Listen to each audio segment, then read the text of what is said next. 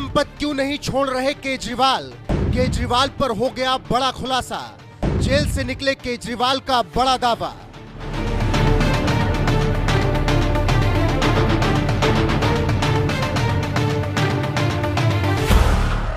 दिल्ली के कथित शराब घोटाले से जुड़े मनी लॉन्ड्रिंग केस में दिल्ली के सीएम अरविंद केजरीवाल को अब थोड़ा राहत मिली है, क्योंकि सुप्रीम कोर्ट ने शुक्रवार को केजरीवाल को अंतरिम जमानत दे दी है।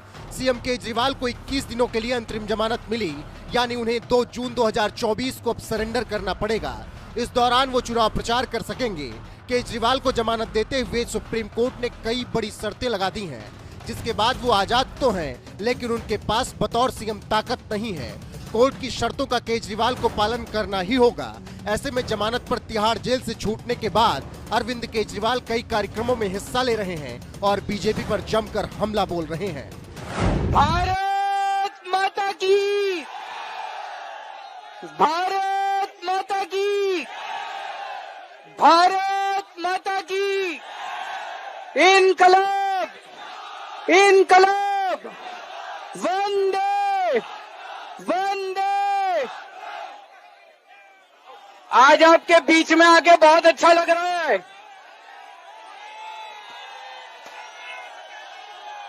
मैंने कहा था ना मैं जल्दी आऊंगा, मैंने कहा था ना जल्दी आऊंगा, आ गया। केजरीवाल ने इसके बाद शनिवार को कनॉट प्लेस के प्राचीन हनुमान मंदिर में जाकर पूजा अर्चना की। इसके बाद उन्होंने अपनी पार्टी के नेताओं और समर्थकों को संबोधित किया, लेकिन सबसे बड़े सवाल के जवाब की तलाश फिर भी सभी को रही। वो सवाल है कि आखिर अरविंद केजरीवाल ने गिरफ्तारी के बाद भी मुख्यमंत्री पद से इस्तीफा क्यों नहीं दिया।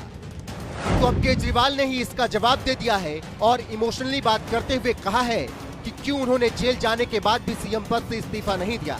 केजरीवाल ने अपने पहली बार सीएम बनने के वक्त को याद किया और कहा कि जनता ने मुझे पहली बार मुख्यमंत्री बनाया तो मैं अपने वसूलों पर 49 दिनों के अंदर ही सीएम पद से इस्तीफा दे चुका हूं। मेरे लिए कोई पद महत्वपूर्ण नहीं है।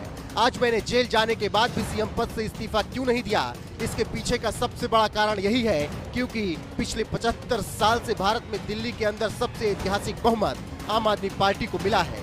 इतने भारी बहुमत से किसी भी राज्य की सरकार नहीं बनी और मैंने यहाँ पर जिस तरीके से काम किया, किसी भी राज्य में कोई सीएम आज तक काम नहीं कर पाया। इसीलिए मैं तानाशाह के खिलाफ लड़ रहा हूँ और इस्तीफा नहीं दे रहा। उनको पता है वो हमें हरा नहीं सकते दिल्ली के अंदर। उन्हें पता है अगले 20 साल तक दिल्ली में आम आदमी पार्टी को कोई नहीं हरा सकता। तो उन्होंने एक षड्यंत्र रचा, राजनीतिक षड्यंत्र रचा। केजरीवाल को झूठे केस में जेल भेज दो, केजरीवाल को इस्तीफा देना पड़ेगा, केजरीवाल की सरकार गिर जाएगी।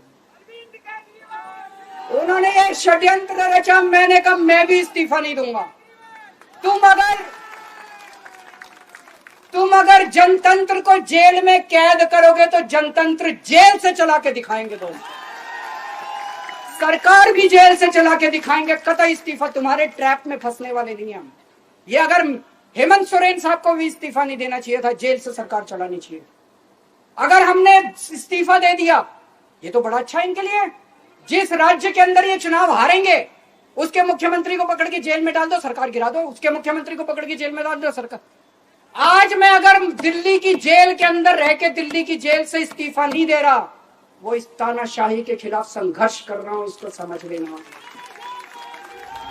वसूलों और पद की लालसा की बात करते हुए केजरीवाल ये बताने की कोशिश कर रहे हैं कि वो कट्टर ईमानदार हैं। तो जो सवाल इतने दिनों से सुलझ नहीं रहा था, उसे केजरीवाल ने तिहाड़ से निकलते ही सुलझा दिया।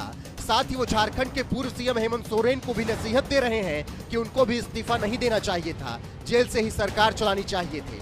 अब इसी से अंदाजा लगा सकते हैं कि केजरीवाल तिहाड़ जेल से निकलने के बाद किस राह पर आगे बढ़ रहे हैं और बीजेपी पर हमला बोलने के साथ ही अब वो बता रहे हैं कि क्यों कुर्सी छोड़ने के लिए तैयार नहीं।